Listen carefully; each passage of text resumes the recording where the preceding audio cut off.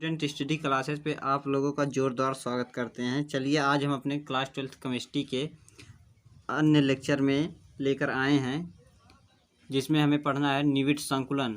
चलिए देखते हैं। हमारा अगला हेडिंग है क्रिस्टलों में अवयवी कणों का निविड संकुलन। पैकिंग इफिशियंसी क्या होती है? क्रिस्टलों में अवयवी कणों का निविड संकुलन हमारा पहला हेडिंग है आज का। चलिए इसे देखते हैं। क्रिस्टलीय ठोस में अवयवी कणों की व्यवस्था में रिक्त स्थान बहुत कम होता है।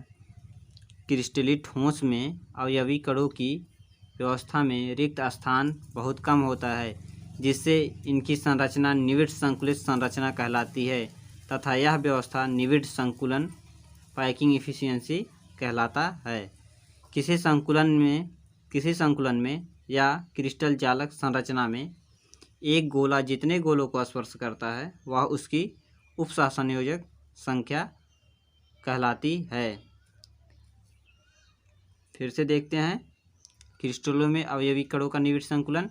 क्रिस्टलीय ठोस में अवयवी कणों की व्यवस्था में रिक्त स्थान बहुत कम होता है, जिससे इनकी संरचना निविड संकुलित संरचना कहलाती है तथा यह व्यवस्था निविड संकुलन कहलाता है।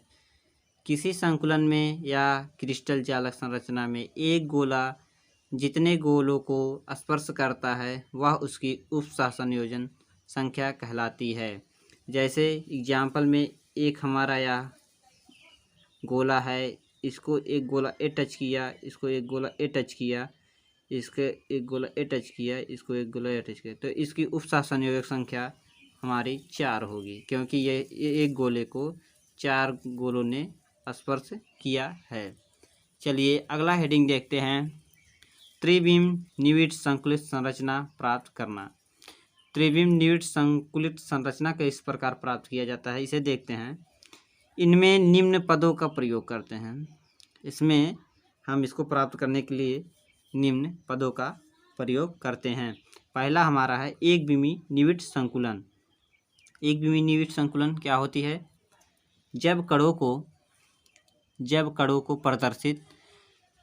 को प्रदर्शित करने वाले गोले एक पंक्ति में एक दूसरे को स्पर्श करते हुए रखे जाते हैं तो उसे एक विमी निविड संकुलन कहते हैं। एक विमी निविड संकुलन में गोलों की उपसहसंयोजक संख्या 2 होती है। फिर से देखते हैं एक विमी निविड संकुलन। जब कणों को प्रदर्शित करने वाले गोले एक पंक्ति में एक दूसरे को स्पर्श करते हुए रखे जाते हैं तो उसे एक विमी निविड संकुलन कहते हैं। एक विमी निविड संकुलन में गोलों की उपसहसंयोजक संख्या 2 होती है। दूसरा देख लेते हैं द्विविमी निविड संकुलन। अब हमारे द्विविमी निविड संकुलन में इसमें भी 2 भाग होते हैं। तो हमारा पहला है द्विविमी वर्ग निविड संकुलन। द्विविमी वर्ग निविड संकुलन। अब द्विविमी वर्ग निविड संकुलन क्या होती है, इसे देखते हैं। द्विविमी वर्ग निविड संकुलन में गोलों को इस प्रकार व्यवस्थित करते हैं कि प्रथम पंक्ति के गोले के समान दूसरी पंक्ति के गोले अर्थात दोनों पंक्ति के गोलों क्षैतिज तथा ऊर्ध्वाधर रूप में संरेखित हों। यह व्यवस्था ए प्रकार की होती है। इसमें प्रत्येक गोले 4 निकटवर्ती गोलों को स्पर्श करते हैं।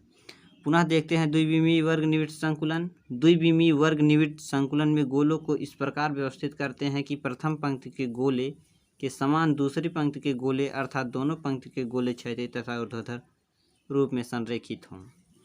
यह व्यवस्था ए प्रकार की होती है।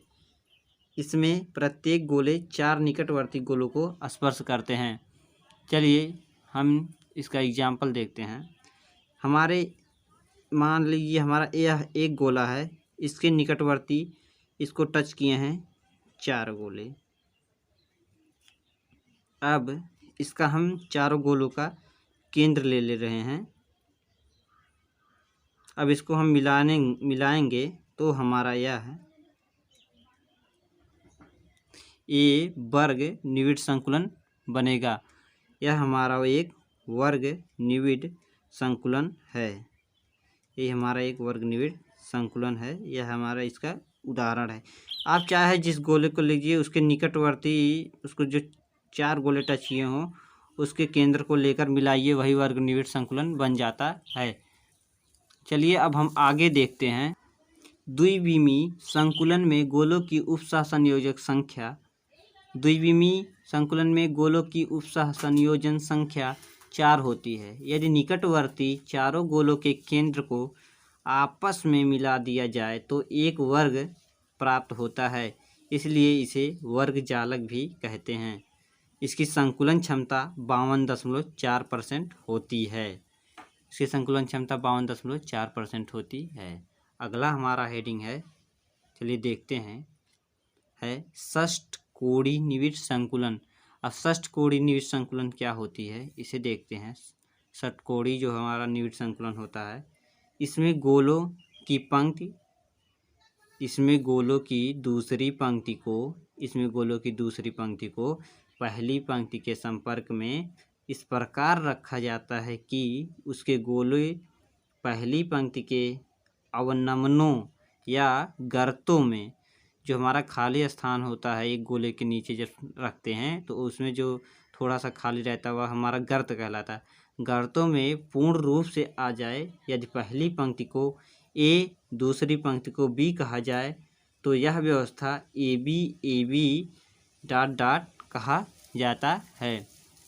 चलिए फिर से इसे देखते हैं। इसमें गोलों की दूसरी पंक्ति को पहली पंक्ति के संपर्क में इस प्रकार रखा जाता है कि उसके गोले पहली पंक्ति के अवनमनों या गर्तों में पूर्ण रूप से आ जाए। यदि पहली पंक्ति ए दूसरी पंक्ति को बी कहा जाए तो यह व्यवस्था ए बी कहा जाता है। आगे देखते हैं। इसमें प्रत्येक गोला 6 गोलों को स्पर्श करता है। इसमें प्रत्येक गोला 6 गोलों को स्पर्श करता है। इन गोलों के केंद्र पर मिलाने पर षष्ठभुज बनता है। इन गोलों के केंद्र पर मिलाने पर षष्ठभुज बनता है, इसलिए इसे षष्ठकोणीय जालक भी कहते हैं। इसकी उपसहसंयोजक संख्या 6 होती है और संकुलन क्षमता 60.4% होती है।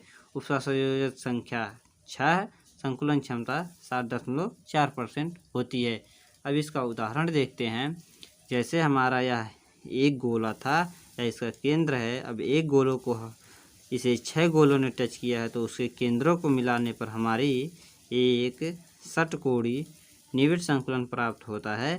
यही है हमारा षटकोणीय निविड़ संकुलन।